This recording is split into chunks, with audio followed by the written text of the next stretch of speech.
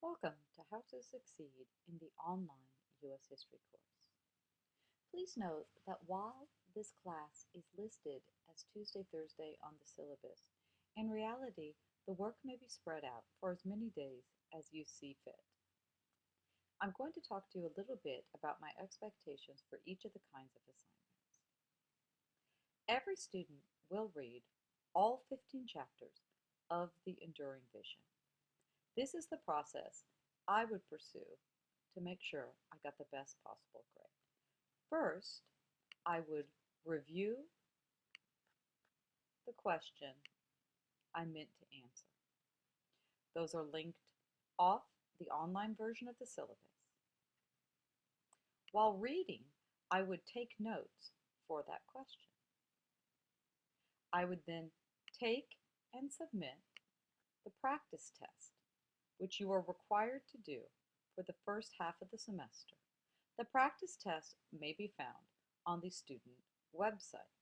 The student website is also linked off our syllabus. You navigate by chapter. Preparing for class provides you with a chapter summary. Please note, these will not work in place of reading the chapter. They will, however, make an excellent means for reviewing to make sure that the answer you submit is complete. You may also make use of the flashcards for that purpose.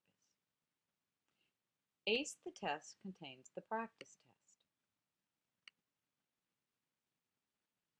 After taking the test, click on View Save Progress, Email, and then put my email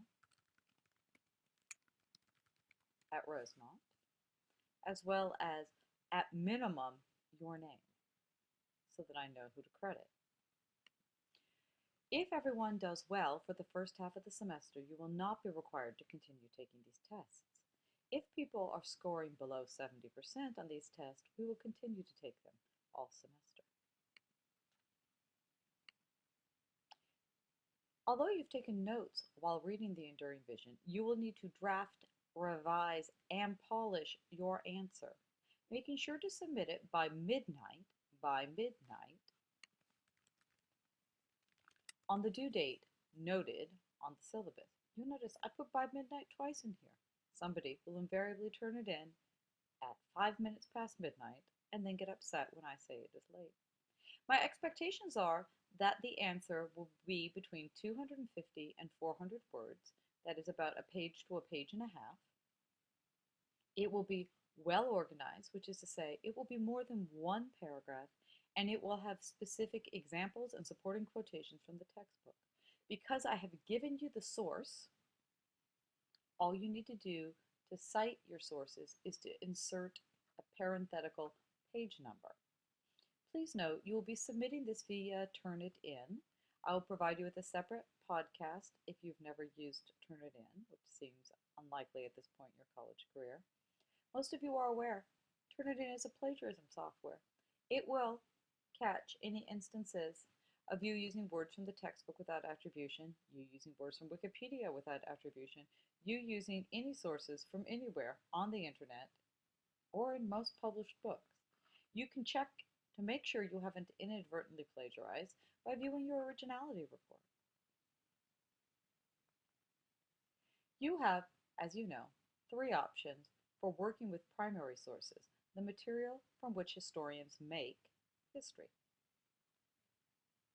The easiest one, to my mind, is the weekly, for 11 weeks, use of the Hollertz Reader, Thinking Through the Past. It follows almost an identical procedure as answering the Enduring Vision questions. Look at the question, which will be found in the investigation section of the chapter. You may answer any question from the investigation chapter of the Hollertz textbook. While you're reading, take notes. Draft a response to the question that uses no fewer than 3 sources. Polish and submit by the due date, no later than midnight, the day noted on the syllabus. As with the Enduring Vision, I expect this paper will run between 1 and 2 pages long, It will be well organized in paragraphs and it will have documentation. Again, I've provided you with the source material. All you need to do to cite your source material is to put in parentheses the page number.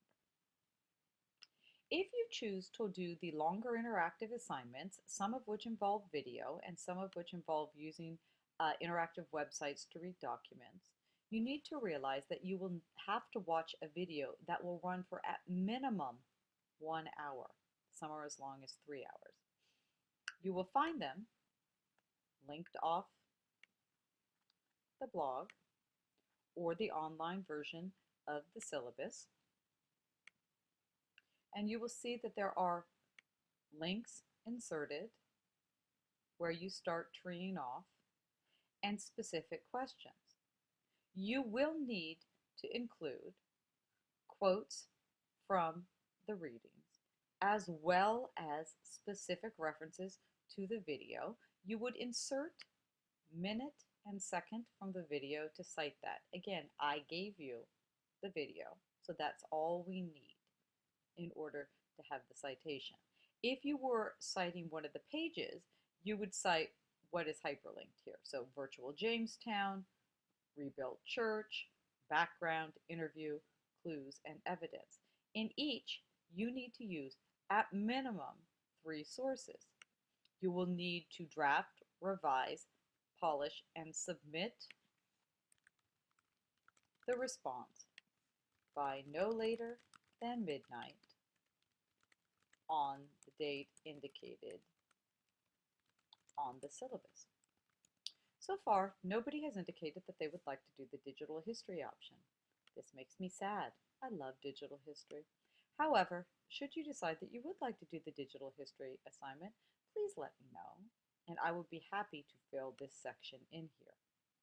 As you can see, there are still some links that have disappeared in the cutting and pasting process. I will make sure those are all fixed by the beginning of the week. I hope these hints have been helpful for you.